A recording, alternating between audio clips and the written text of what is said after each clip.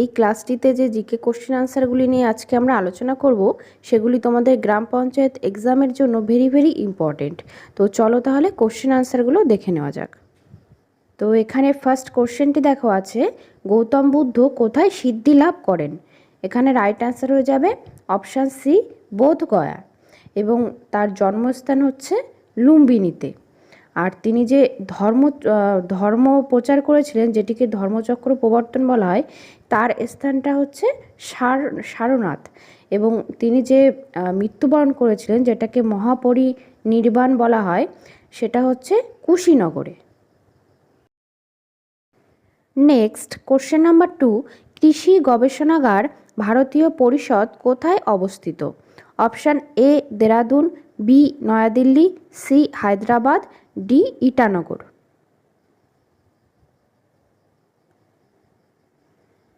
Right answer হয়ে যাবে option B New Delhi, এবং বন গবেষণাগার অবস্থিত হচ্ছে দেরাদুনে। আর ইটানগর হচ্ছে অরুণাচল প্রদেশের রাজধানী। নেক্সট কোশ্চেন, একটি গ্রাম পঞ্চায়েতের দুটি সাধারণ সভার মধ্যে সর্বাধিক কত দিনের ব্যবধান থাকতে পারে? অপশান এ 1 মাস, বি 2 মাস, সি 3 মাস, ডি 6 মাস। রাইট অ্যান্সার হয়ে যাবে option A 1 mass.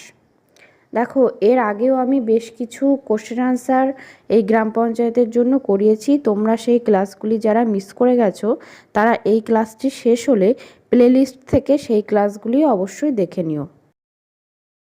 Question number 4, Vasco da Gama কবে ভারতে পদার্পণ করেন? অপশান এ 1492 খ্রিস্টাব্দে, বি 1409 খ্রিস্টাব্দে, সি 1496 খ্রিস্টাব্দে, ডি 1498 খ্রিস্টাব্দে।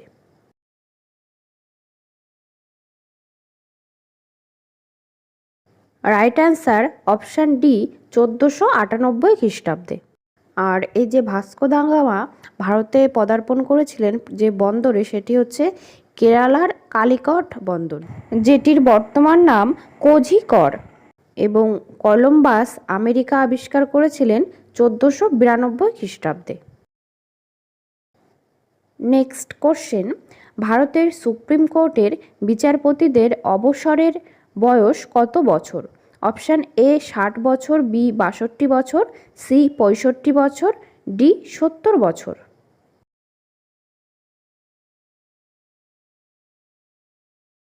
রাইট অ্যান্সার হয়ে যাবে অপশান সি 65 বছর, এবং হাইকোর্টের বিচারপতিদের অবসর গ্রহণের বয়স হচ্ছে 62 বছর। নেক্সট কোশ্চেন নাম্বার 6, পশ্চিমবঙ্গের দক্ষিণ দিকে কোন সাগর অবস্থিত? অপশান এ আরব সাগর, বি বঙ্গোপসাগর, সি লোহিত সাগর, ডি ভূমধ্যসাগর।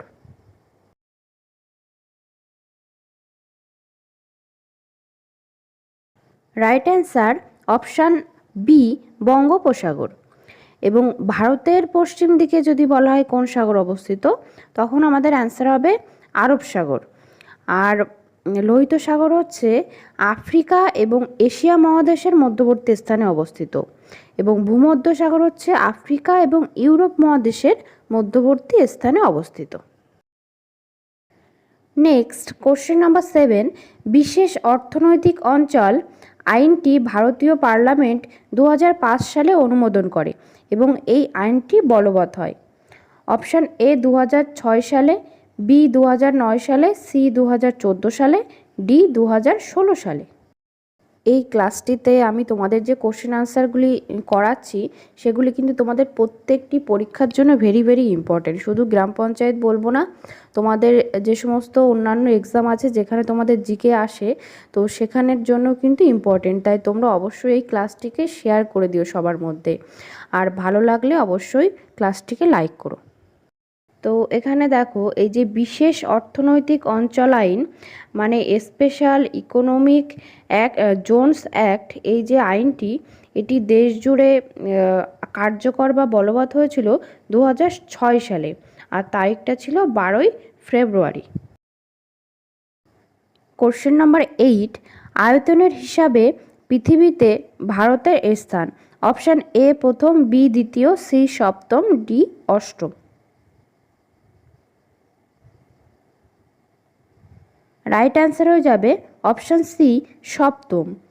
আর এখানে যদি প্রথম স্থান দেখি তো প্রথম হচ্ছে রাশিয়া এবং দ্বিতীয় কানাডা, তৃতীয় হচ্ছে চীন এবং অষ্টম স্থানে আছে আর্জেন্টিনা।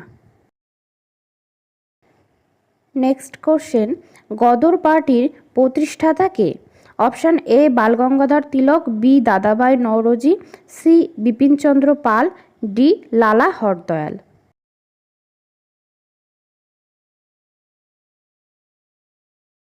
রাইট অ্যান্সার হয়ে যাবে option D Lala Har Dayal.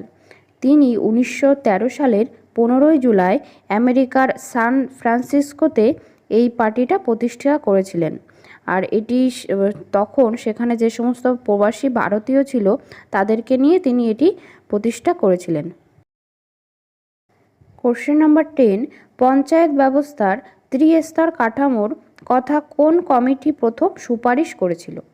Option A Balwant Rai Mehta committee, B L M Singhvi committee, C G V K Rao committee, D Ashok Mehta committee.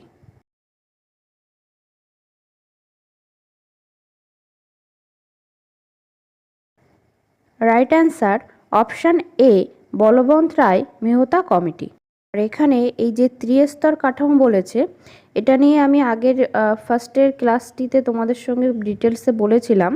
তো ত্রিস্তর বলতে পঞ্চায়েতের যে 3টে স্তর, মানে গ্রাম পঞ্চায়েত, পঞ্চায়েত সমিতি এবং জেলা পরিষদ। এবং এই বলবন্ত রায় মেহতা কমিটি গঠিত হয়েছিল 1957 সালে। আজকের ক্লাসে এই কোশ্চেনগুলি ছিল। তো নেক্সট আরও গুরুত্বপূর্ণ ক্লাস পাওয়ার জন্য তোমরা অবশ্যই চ্যানেলটিকে, যারা এখনও সাবস্ক্রাইব করোনি তারা সাবস্ক্রাইব করে নিও এবং নিয়মিত ক্লাসগুলি তোমরা ফলো করবে। আর এর আগের ক্লাসগুলো তোমরা যারা করোনি তারা অবশ্যই দেখে নিও।